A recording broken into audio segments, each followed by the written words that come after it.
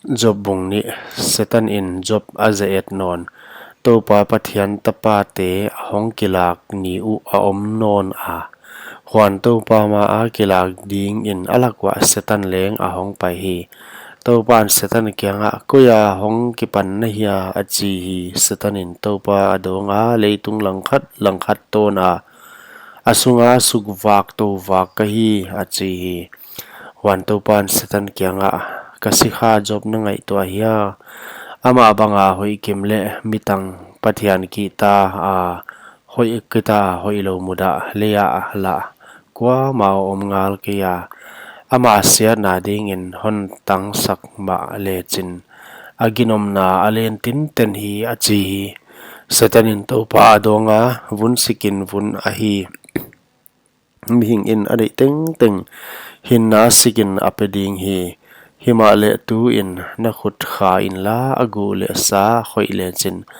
namai tang a nang hon gen seding hi achi hi topan setan kyanga nga in ama na khut a om hi a hin na lel ho in achi hi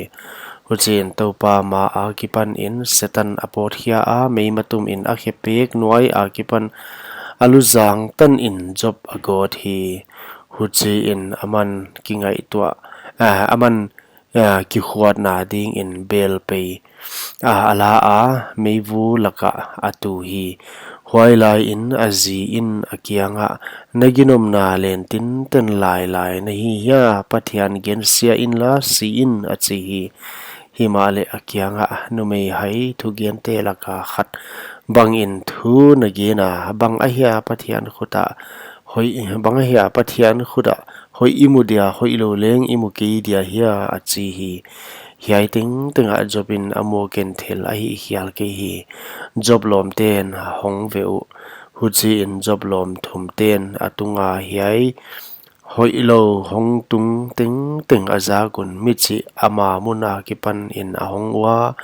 teman mi elifas suwa mi bildat le naman mi jophar ama ka ding le ama alungmuan ding in a hom ding in hunse abol uhi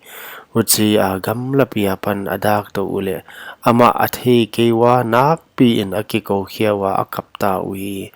apuanak tu al u michi in abot ke kwa alutang wa vanlam a leivui akibua ko hi huchi in akianga leituala nisagi le zan sagi atua akianga kwa main thu khat leng again kayo alung kham na anasama ama chi amu uhi